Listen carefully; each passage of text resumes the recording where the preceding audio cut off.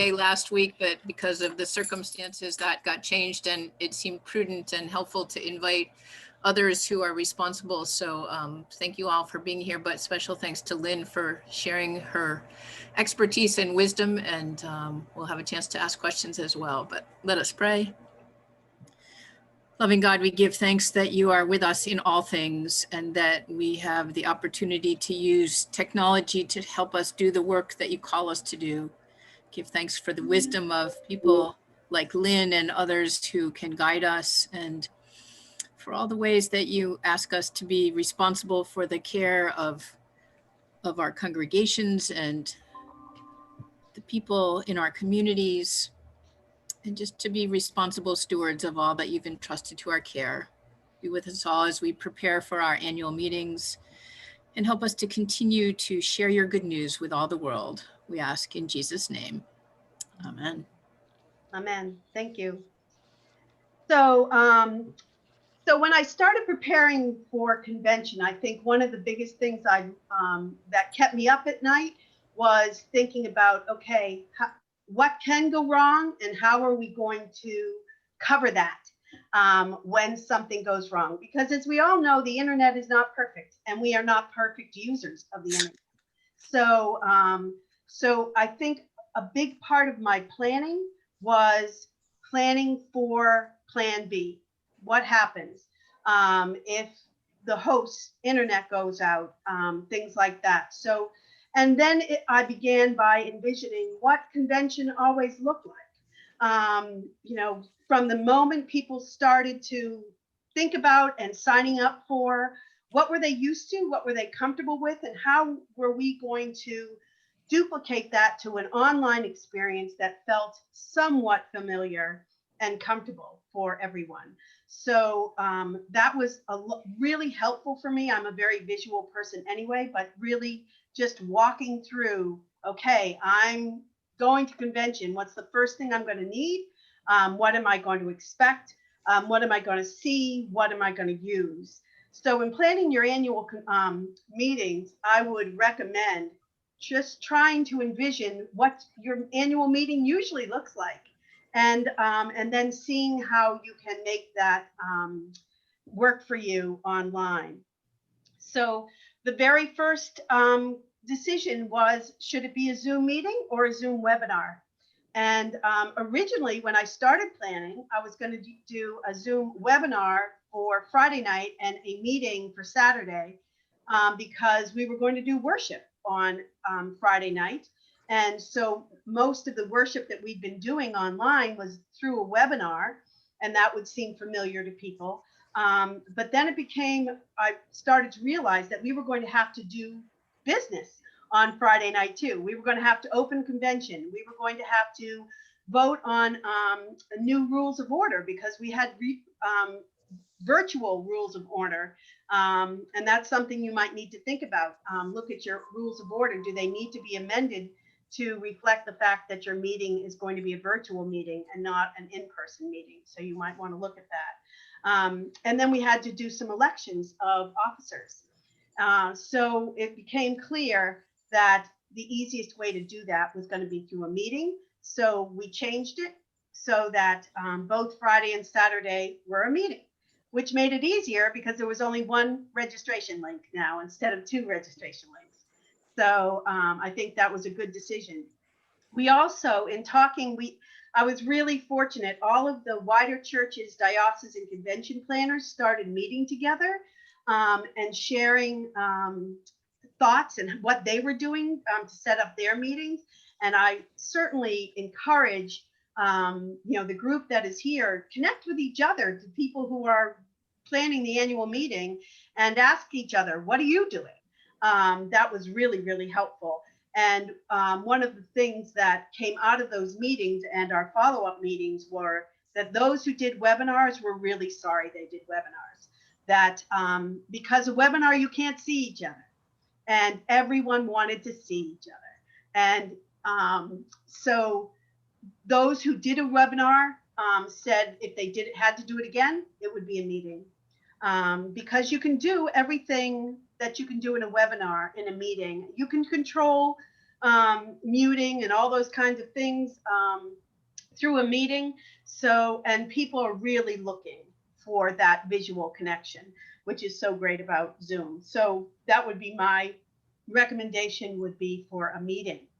And so then how are people gonna, oh, one of the things first, when you set up your meeting, when you go onto your Zoom account, on the left-hand side, there's a menu that says meetings, webinars, and it goes down, and settings is one of those links that you can click on.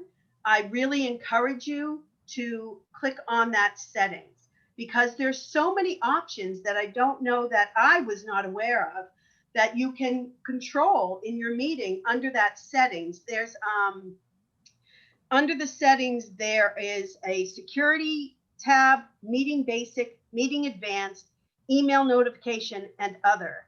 And you can control, and this, when you change those settings, it's going to change it for any meeting you have set up under your account. So know that. But if you know, you may want those for all of those, you may only want it for annual meeting, but once you change it in your settings, you're changing it for all your meetings. But you know, you can set up whether or not there's automatically a wait room, passcodes. There is even a setting in chat that allows for private chats or not. And that is something that might be really helpful for you to click to say, no, I don't want people to be able to private chat each other in chat. Because we found with chat that we wanted chat to be saved just for instructions that we wanted people to be able to follow, like, you know, the basic rule, you know, kind of housekeeping rules about keeping yourself muted, and you know, all those kinds of things. And then if someone was having technical difficulty, they could chat to us. They could say, hey, I can't hear you, or it's too loud, or whatever. If people were sending messages on chat, those could get lost really easily. Even if they were doing it private chat, that means they're not really paying attention to what's going on. So it might be an option that you might want to look at in allowing for co-hosts, allowing for polls, allowing for sharings. All those options are under that settings tab on the left. And I spent a lot of time looking at each one of those, reading all the options, and really deciding what would be most helpful for our meetings. So I highly recommend that. One of the things that I meant to say at the very beginning is, when I very first started, I went to the Zoom website, and they have almost daily live trainings on basic meetings, on webinars, on advanced meetings, and then they have videos that answer all kinds of questions. And I spent a lot of time going to trainings and looking at those videos, so that it really answered the questions for me about what can I do in a meeting, what can't I do in a meeting. The only meeting that I run on a regular basis is the Safe Church meeting. So I think many of you are running many more meetings than I did, and I do.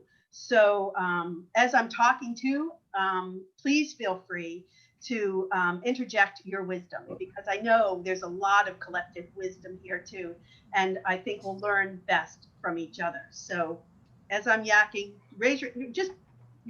come right in. You don't need to you don't need to ask for permission. But that setting tab was really important. So then we had to look at registration. How are people going to register for the meeting? And I know for convention, it might be different for annual meetings, but we had to limit who could be official members of the meeting. We only could have delegates or alternates, convention officers, and diocesan staff, and clergy. Other than that, we didn't want anyone else officially in that meeting because of voting and quorums. And I did voting, and we'll get to that shortly, through polls. And anyone who was officially in the meeting is going to see the poll on their screen, and they can vote. And there's no way I can stop them as the host from voting, and there's no way I can figure out what vote who voted for what. So in the moment. The Zoom registration gave everyone a unique Zoom link. So if you were on your email and you registered, you got a unique link that only would work through your email. It wouldn't work. You couldn't share it with me. It wouldn't work for me on my, because I wasn't under your email. So I like the security of that. The problem with that is that even though when people registered, we asked, hold on to this email, it's got your unique link. We're not going to be able to easily give that back to you. And the Monday before convention, we sent it out again. Here's everybody's individual link. Hold on to that. And 2 days before convention, we did the same thing. And an hour before convention on Friday, I was spending all my time trying to retrieve everyone's unique passcode, which I could do, but it's time consuming. It's not like I had a list that I could just go to, giving everybody, lots of people their unique link that they had lost. So, and then we just ended up sending out the whole thing again because it just was more efficient to do it that way. So if I was going to do it again, well, I don't know. I think I would have to do it the same way in order to protect who was in those meetings, that meeting. But with an annual meeting, you think about it, you're in the church, anyone who walks in to the annual meeting and stays is going to, is purposefully there, and you're going to allow them to vote. So you probably don't need to have that security around who's there. And if you're concerned about it, there are different ways to vote. So we can talk about that too. But I would use constant contact. If I was going to set up an annual meeting, I would use a constant contact registration, and then everybody has the same link, and someone can't, loses the link, you just send it, copy and paste it into an email, and it's easily there. So the registration was an easy process. Walked it through, was you could put in whatever questions you want to put in.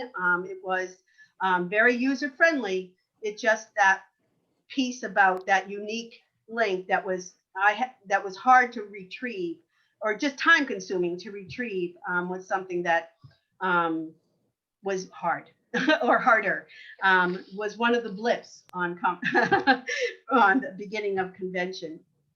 So once everyone's registered and everyone's coming in, we had a registrar set up and we put everybody into a wait room. This way you can have, this is how you control, who's in your meeting.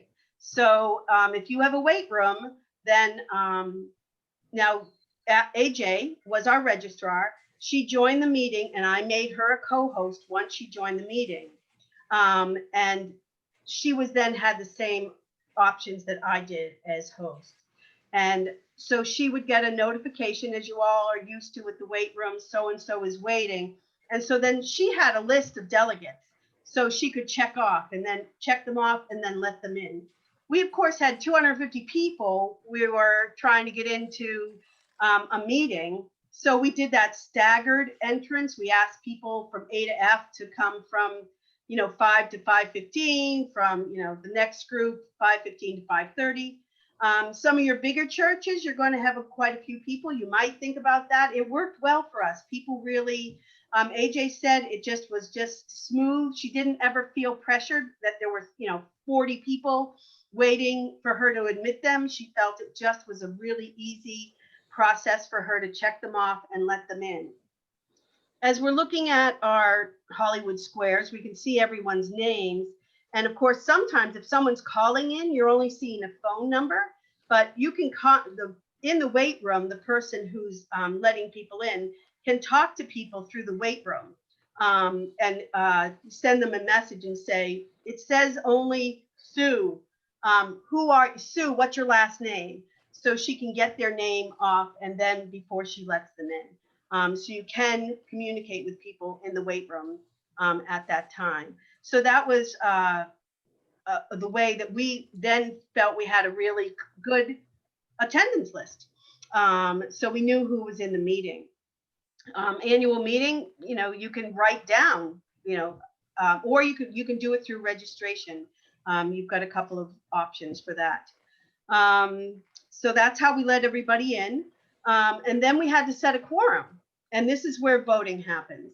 So we did it through a poll. So now I had to do it by orders. You guys don't need to do it by orders. And I think I could have done that better, but whatever, it worked.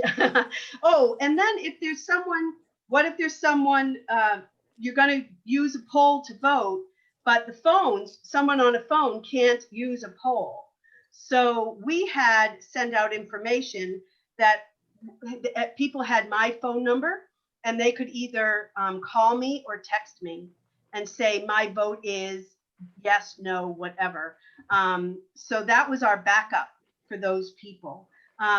Before we even go further on the polling, I want to talk about making sure that you've got a really strong tech team. One person, two people, it would be hard to do all the little things that need to be done in a meeting for just one person. And then, of course, if that one person loses their internet, you know, you need somebody for a backup. So even for the smallest churches, I would have a tech team, and I would have backup plans. So, you know, the registrar, you might have a backup registrar, so that if you bring people in via a wait list, or at least have someone else prepared who's a co-host, prepared to take over if all of a sudden the person who's letting people in is, you know, drops off the screen. We also had, for the polling, we had, I had listed the polls by name. So for resolution 1, resolution 2, etc. And I had shared that list with all my other co-hosts, with Gail and Rob and Tina and everyone. They all had the list of the polls. And what happened was, one time I was unable to access the polls for some reason.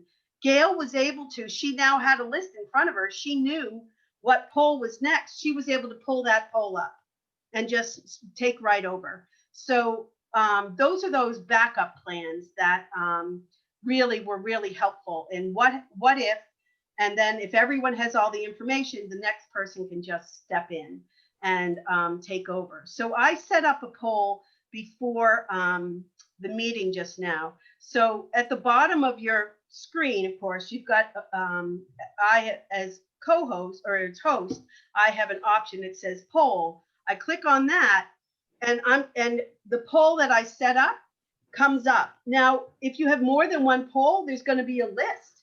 So you just make sure that you name your poll so that you know what poll you want to run. You don't have to do it in order.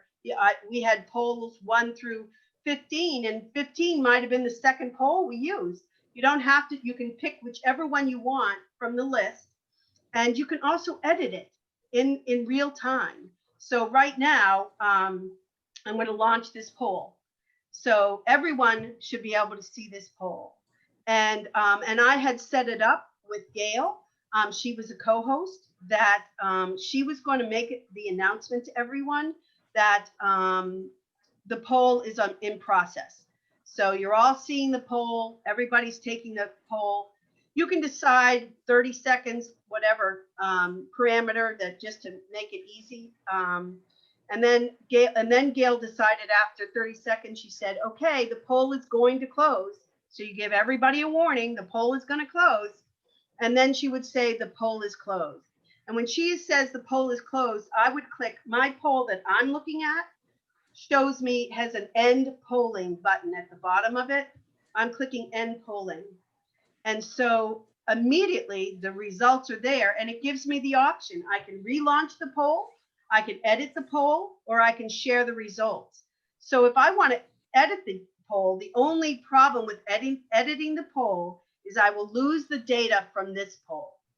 But if you wanted to change the wording, let's say you decided that you wanted the question was, do you want to vote for Sam Sneed, and you wanted to change that to, oh, I meant, you know, Sally, you can edit it and then relaunch the poll. You won't want that data anyway, so it's okay. Right now I'm going to share the results, and now everyone can see the results. So that's how easy. And now that I've shared the results, I can still relaunch the poll. So if I click relaunch the poll, it's going to clear all my results. That's okay. I hit continue. And now again, you're viewing the question again. At that point, I couldn't edit it, but when I stop the polling, it does give me an option right there to go back and edit it. Now, if you don't set up polls prior to, you can do a poll right in the moment. The host can click on poll. It takes a minute. It takes you to another screen, and you set it off. You put in your question. You can make it a multiple choice question, or you can make it a single answer question. You can make it whatever you want it to do, and it takes a minute. But one of the things that I've noticed in these meetings is that everyone is full of grace, and if things, you need a minute to fix something or whatever, everyone's very okay, cool. We'll just take a minute. Robin has a question. Yeah, I'm looking at I think it's related to Elsa's too. So when you get the results of the poll, does it say how many people responded or what percentage of the people on the call responded? Let me take a look. Okay. It shows me, I clicked on poll again, and it shows me that 3 people, when I think this is when I relaunched it, 3 people answered, and it was 100%. So it told me that only 3 people answered. Okay. So when you see your results, you know how many people voted. Does that answer the question? Yeah, but you don't know what percentage of all the people on the Zoom. No. I mean, because like I guess you know how many was a quorum, but I mean, that would be the issue. Right. When I did the quorum, when I did that as a poll, and so I'm going to edit this poll to be a quorum, and it's going to take a minute, and I'm going to ask everyone who's there to vote. Are you here or not? So hang on just a minute.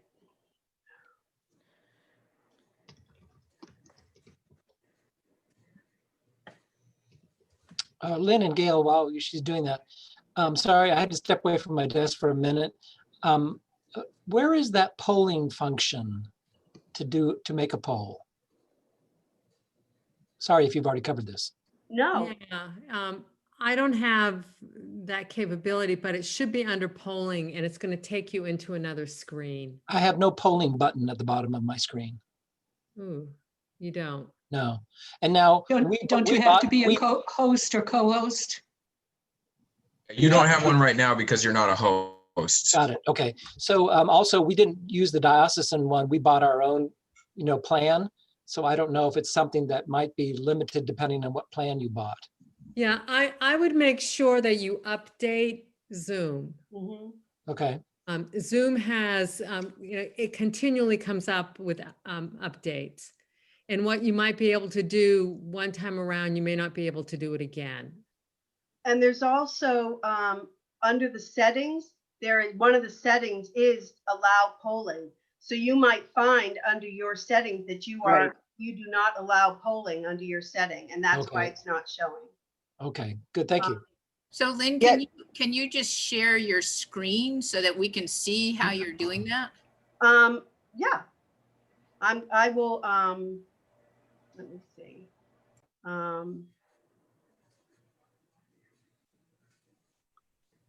Okay, so I'm hitting poll, and then I want to relaunch the poll. Cancel. No, I want to edit the poll. Okay, so I clicked edit. Yeah, we're not seeing any of that. You don't see the poll? No. Huh. No. It says I'm sharing my screen. What do you see? Okay, Oh, now, now we see we it. do. Now we see it. Okay, great. Okay, so it said add a poll. So that's what came up. I'm going to are you in attendance? Are you a member in good standing of this parish? And oops, the title of that is going to be quorum poll. Are you a member in good standing of this parish? Answer 1 is yes. Answer 2 is no. And then I'm going to save that. Okay, and then I'm going to go back to my meeting. I don't know. Oops. Nope, cancel that.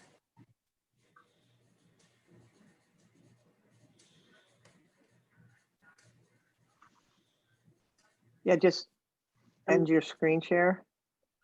Yeah, that might do it. See, okay, and let me go to poll. No, it's not there now. Maybe you didn't save it, but Elsa had a question. What about couples? So the couples would need to call in. Yeah, yeah. We had couples, and so I just had one of the couples either text or call me with their answer. So I must not have hit save because this is the only one that's coming up. So so let's try it again. Quorum.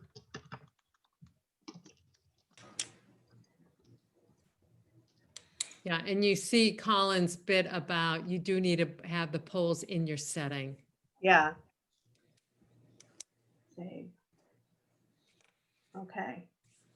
And Carolyn's point is a good one too. That you can actually, for each meeting, there's a way you can actually set your polls up ahead of time so that you're not doing it on the fly in the meeting. Exactly. Right. Exactly. So I just did that. So my poll, it's still not showing up. So I don't know why it's not showing up. But so I don't know. This lets why. us know to practice ahead of time. Yes, that's one of the things that I talk about is that what we do for diocesan convention is we actually write a script.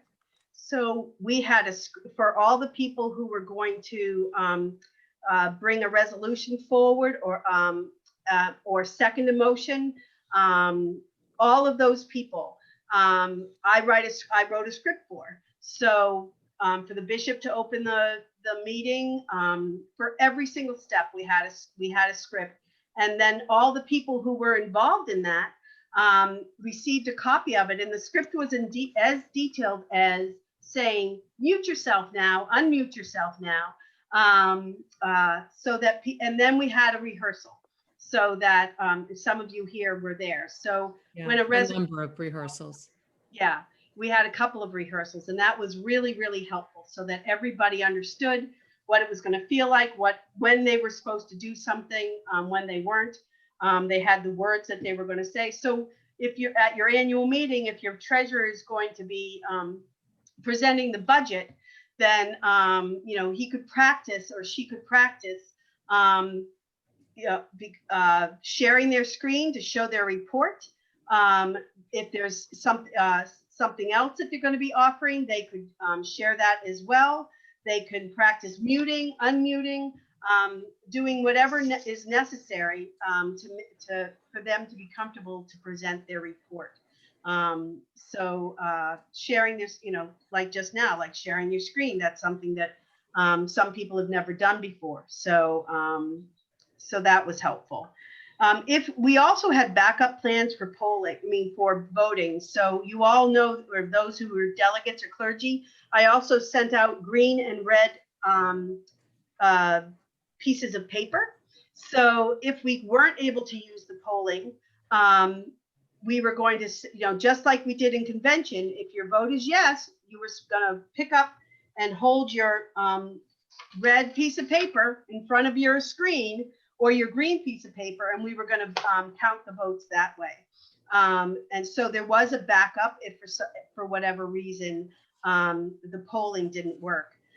You can also send out ballots and have people hold up their ballots for each question so that people can vote that way. So it's really good for you to have a backup plan. What happens if it doesn't work? But with the quorum, we were able to, the poll was able to show that 55 people said that they were in good standing in the parish, and 10 people said they weren't. And so that you had 55 people that you could vote, that you could say were attending your meeting, and you know how many members, and now you know whether or not you have a quorum or not. Are there other questions around that? Yeah, well, there's a couple of questions. I'm just looking. Curtis, has your question been answered? Okay, and then Nancy? So one question I had was, and I did a screenshot of it during convention, is, under the participants, when you click on participants, and then at the bottom right now, it just says invite or mute. Mhm. But during convention, it had raise hand, yes, no, go slower, go faster, more of that, invite, unmute.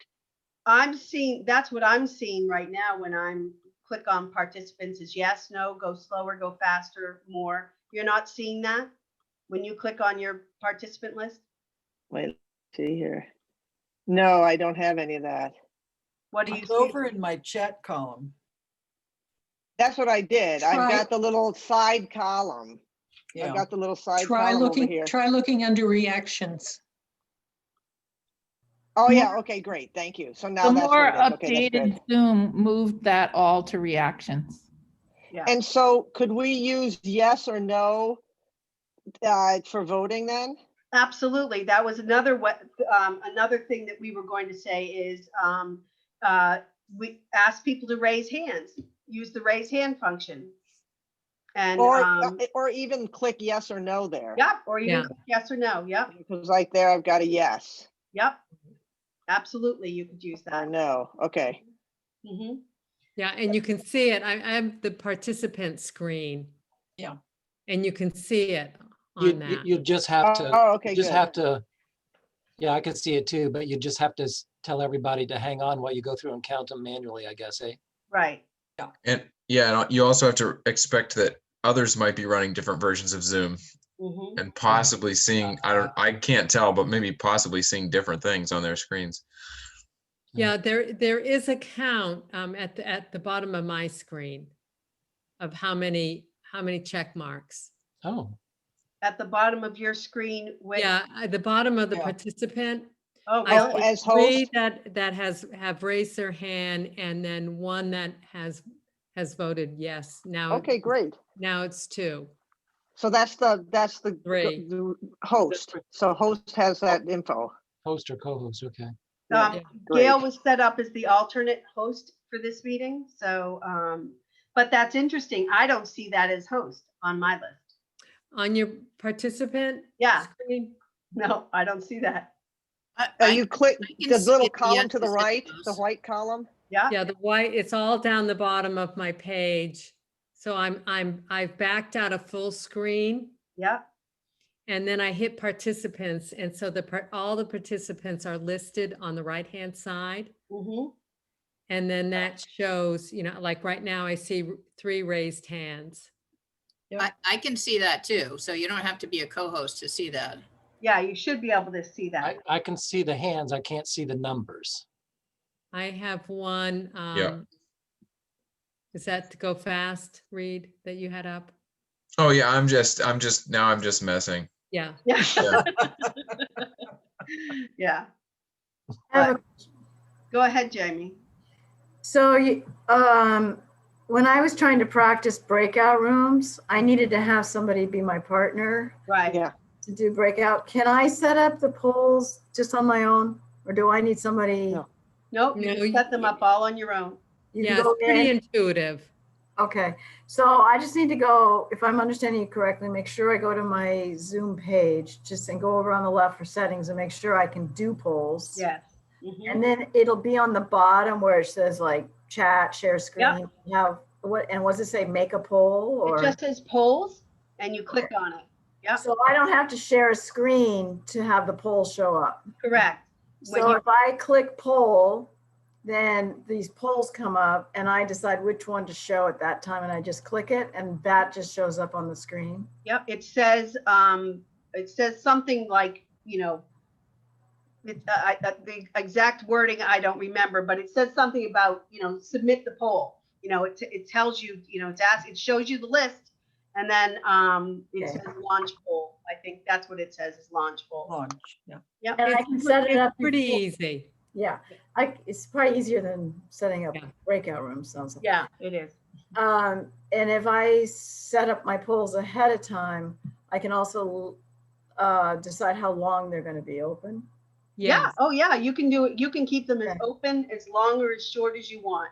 It Okay. gives you the option on the screen. It says it's open, and then it's going to stay open until you say close it. Oh, I decide right then how long it is. Well, Well, you. but I think it automatically does it in a minute's time. Oh, it Or does. maybe Lynn might have already set that minute time frame, because during convention, I knew it was, we had basically about a minute. I was controlling how opening and closing those. Okay, great.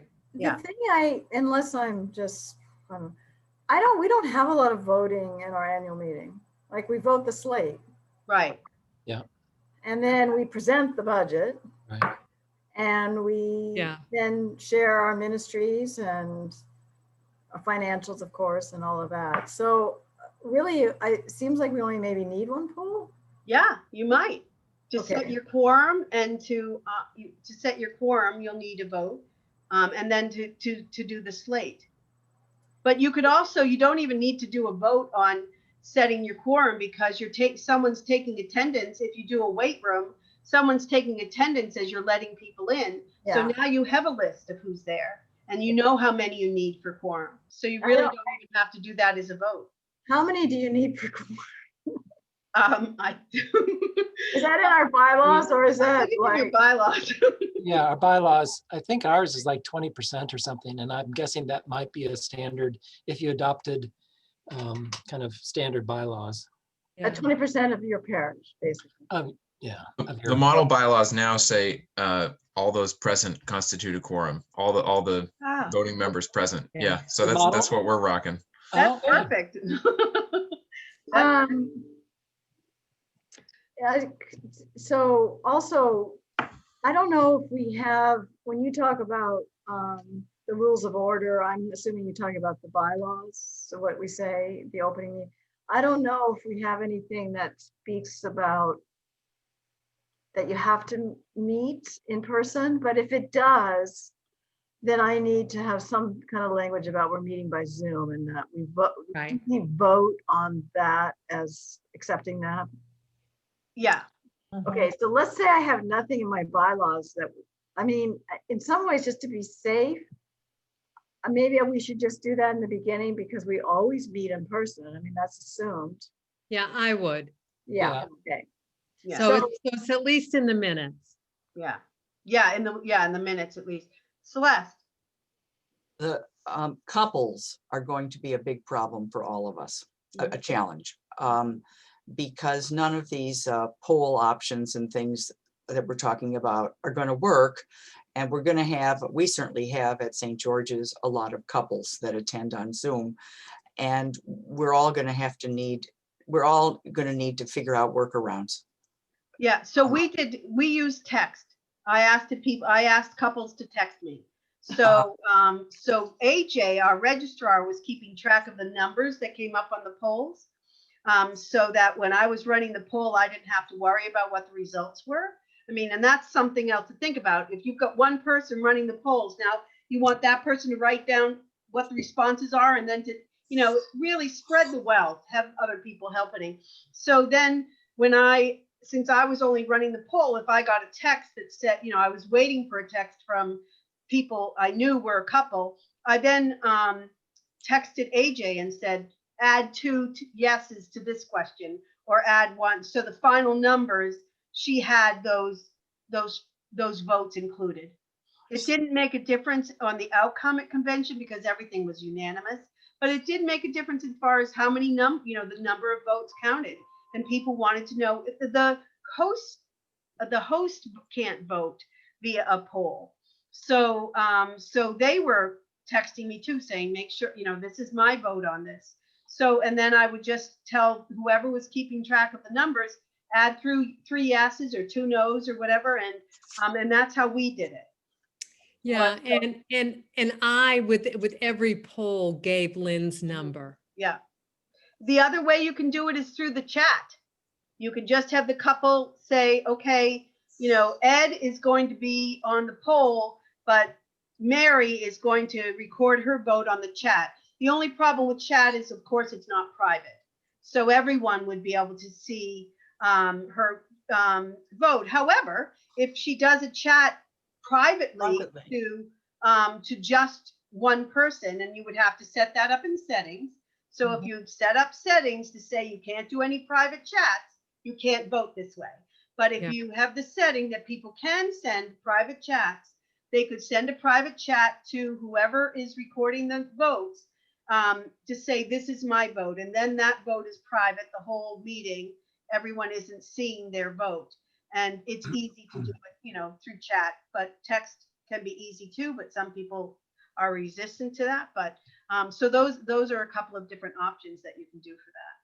Yeah, my experience with chat is it can be distracting, particularly if people text long things. If you're running a meeting, it's just really hard to read all of the text. Yes, yeah. And that was really helpful to have. Gail was watching chat, just like she does in the clergy gathering. She was watching chat. So I didn't have to think about chat. The bishop didn't have to think about chat tonight in this meeting. She's been checking chat. So it's really, your team, you really want people, under other people doing little bits of the job makes it so it's manageable and no one is overwhelmed with things. Pam, you've had your hand up. Well, yeah, and Robin was first. I'm sorry, Pam. No, that's all right. I don't have a need. 2 questions. One, as I'm looking at the participants list, there are some people in pink who are guests and other people who aren't. Do we know how that happens? I'm guessing here, but I think those that are guests are not part of the diocesan Zoom account. Mhm. But that includes a bunch of the clergy. Yeah, they probably have their own account. Okay. I'm Right. not seeing that. Oh, because we're not co-hosts. Oh, No, Robin's not a co-host. Celeste is not a co-host and she's not a guest. Chip, David. No, Yeah, but I Robin's mean, not a guest. not all of us are seeing that, Robin. You're seeing it. Just I'm bring up your participants list on the right side. That Yeah. white. I did. Robin, do you Doesn't have a say it. diocesan Zoom account? I do. So probably that's why you get to see who doesn't. No. Yeah, okay. Well, my bigger question is, so we have several people who call in on a regular phone, not one that has texting capabilities. And so the only way that they could call in their vote is to hang up their phone. And so has anybody sorted out how that might work? The only thing that I can think of is if you knew what the voting was going to be, what you were going to be voting on prior to the meeting, send them a ballot prior to the meeting. And You mean a mail-in ballot? You can't trust those. There actually is one thing you can do. On a phone, *9 will give you a raised hand. oh, right. Yep. Yep, so you can just ask folks on the phone, vote by raising your hand by pressing Yeah. *9. Yep, that's right. And then there's *9 and then *6 brings your hand down, correct? I don't know about that part, but *6 is mute or unmute, and I'm not. Oh, maybe that's what it is. Yeah. I knew, yeah, *6 was one, and *9 was another. That they could do that, I correct? think if you hit *9 again and your hand's already up, it'll lower it. Yeah. Pam, This Pam? Over it's here? your turn now. Oh, no, it's actually been answered. I just, I see like an overwhelming tsunami of things happening. But I think that I love the thought, start spreading the wealth. Thank you very much. I appreciate that. Good. But I think we need to start now, thinking about who's going to do it and maybe practice a bit. Yeah, that really helped us. Yeah, and the script was really Yeah. critical. The script was really Script. important. Can Yeah, you say okay. more about the script? Do you mean that people who were speaking had a script that they spoke, they read, or they? So so if you were presenting an amendment, so the script was really from soup to nuts, exactly what was said at convention. So the bishop, what he was going to say to welcome, and then Rob Stevens said his piece as, president of the standing committee. It was all written down. And then when we got to presenting resolutions, Bishop Rob, it was typed out. I recognized Gail Avery to present resolution 1. Gail Avery, it said unmute. And then she said, I present resolution 1, blah, blah, blah. And then it said, Robin Solar, unmute. I second the resolution. Actually, after Gail's, it said mute again. And then it said to Robin, unmute. I second the resolution. And then it said, Robin, mute. I mean, it was that detailed. But it was really, and then we practiced it so that everyone was comfortable with presenting. When worship was on, they ran through their worship, so they knew sharing their screen for music and for the order of worship and all those kinds of things. That was practiced. So everyone was hopefully was comfortable in terms of knowing when Elizabeth Roach was there too. She had her piece. So everyone kind of knew what to expect, knew how to, I can unmute this, I can mute myself. It's not, it's not going to take too long. And it just felt like we were ready. We were still, one of the things that I was, one of the other dioceses shared with me was if someone joined the meeting through a different link, that my ability to run the polls would be disabled. And that's exactly what happened, why Gail had to do it. But in the moment, I couldn't go, I wasn't sure who had done that. So I couldn't, so what I did was I went out and then I came back in and I was able to regain control of the polls. But those are even though we practiced, those are the kinds of things that could happen.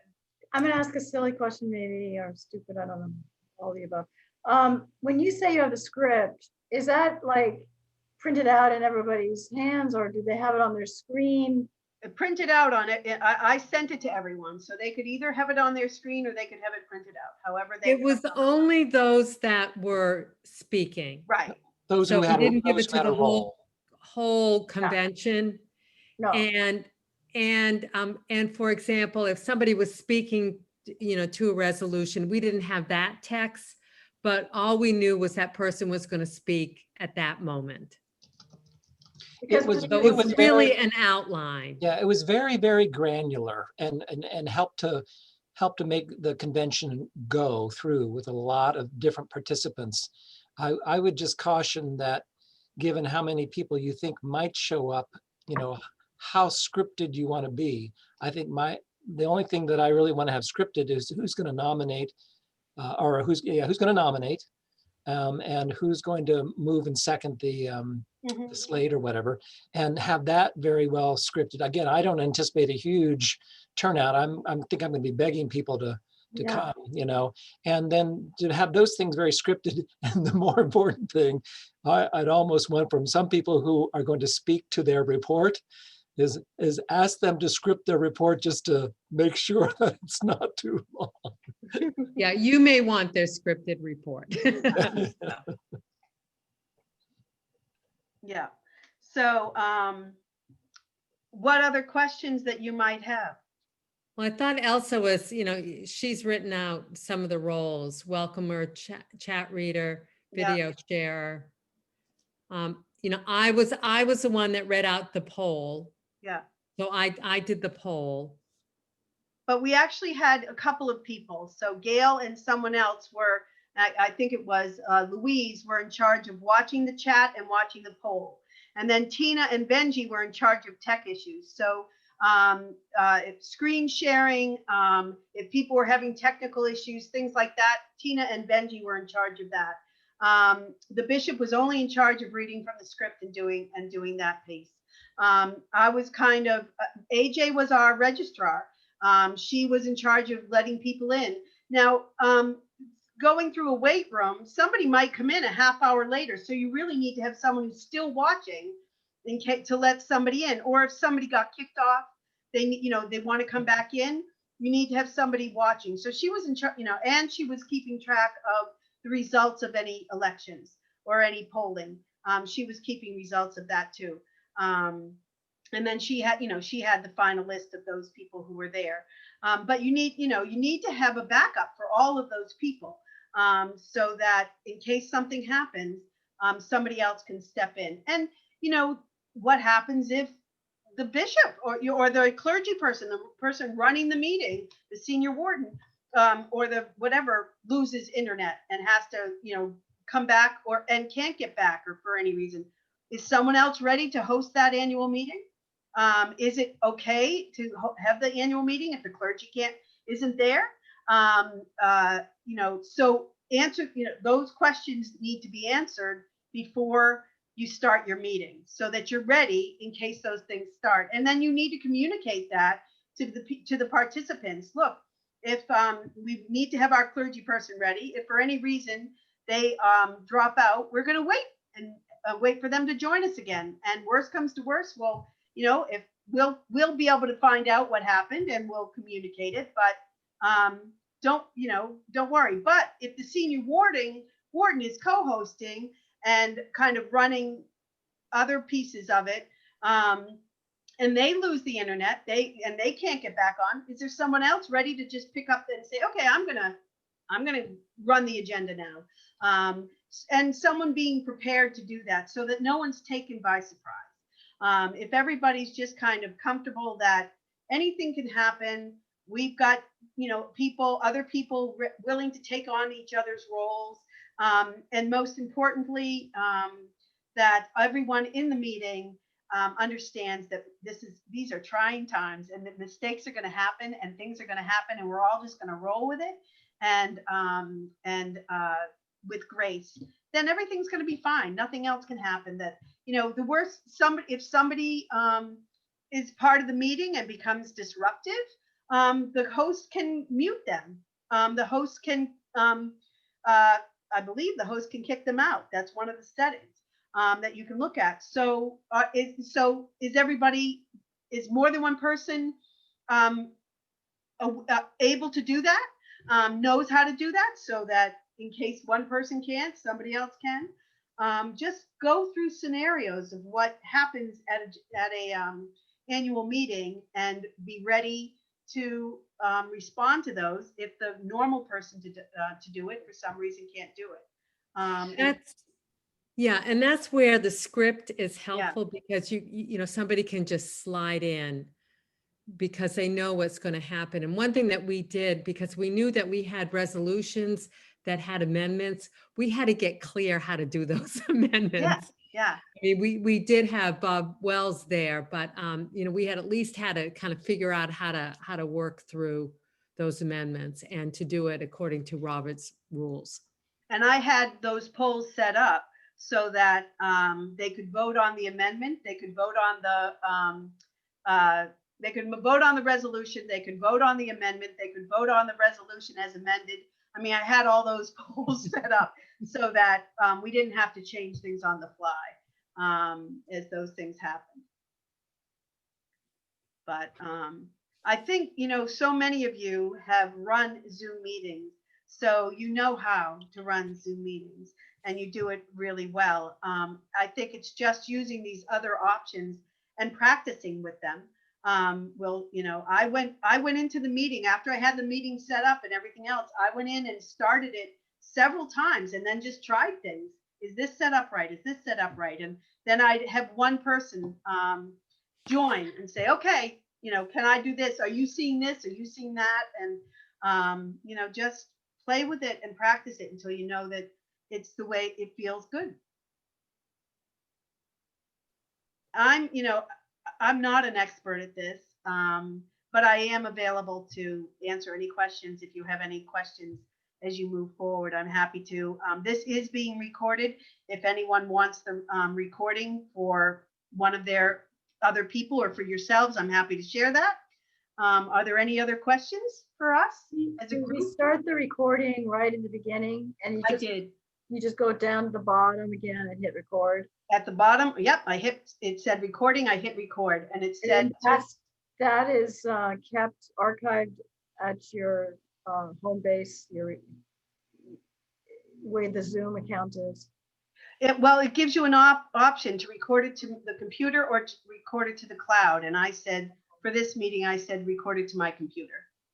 And then where does it show up on your computer?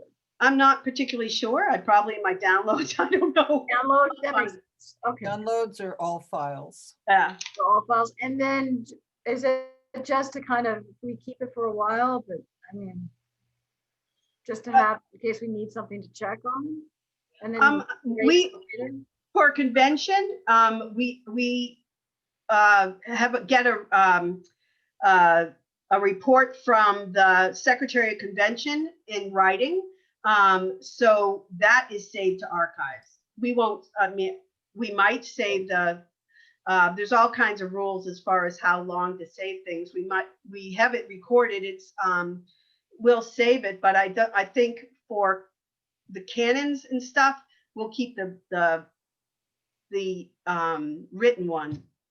Yeah, I think it's most helpful to whoever's keeping the minutes of the meeting, you know, just to make sure if they had any questions to do it. But then I think the record of the meeting is the written minutes of the meeting. And once that's passed by vestry, then you could probably let go of the video. Yeah. Sometimes it's helpful just to dump it after something has been officially approved. One of the nice things about the script too is that the secretary has everything except anything that anyone said they need to record. But the formats, the secretary already has it. It's already there. It's in the script. So that is helpful. Jamie, I've also today noticed on my Zoom that I can access my my videoed, you know, my recording video. Oh, yeah. By sharing your screen. Is that just with the shared? Well, if you're you a go on your host? Zoom account. Oh, on the account. Okay. On the account. Yeah, let me. Because I have a record button, but I think I have to ask permission. I think it has to be allowed. Yeah. So when you look at your Zoom account and you see your upcoming Zoom meetings, there's also right beside that, this is in the upper left-hand column, there's a recorded. Oh, So if you have recorded meetings, I can see the ones that I have recorded. okay. And the one thing that I was going to mention is for a paid account, you have unlimited time, but for an unpaid account, you have only 40 minutes. So you want this set up on someone's paid account, so you're not going to run into a time problem. Gail, just to follow up on your point, do you think that I have to have it set in my settings that I can record, or is it automatic of capacity? It's automatic. Okay. Yeah. And Lynn, do you want to talk about the grants that are coming out of Mission? Yes. Today at staff meeting, Benji Ambrosi announced that the Mission Resources is rolling out a HOPE grant, and it is for people, for equipment, for virtual and electronic meetings and things going forward for 2021. So that information, and it's a very simple application. It will all be on the Mission Resources page of the website. And And they're up, I believe that it's up to $3,000, and they have Yes. $30,000 set aside from their budget for these grants. So we're all going to be continuing to do online meetings, and oftentimes equipment, microphones, lighting, cameras, things like that, for continued online worship and meetings will be just what it's going to be what we do now. So if you need money towards that, mission resources on the webpage, nhepiscopal.org, simple application. Mission resources is providing those fundings. Yes, Marjorie, I saw your hand. So you were talking about equipment. Our church has battled since I've been there 9 years getting Wi-Fi into the nave. Does that count as well? Because I have one of my electricians who's been troubleshooting for hours trying to get everything, and we've finally figured out a way.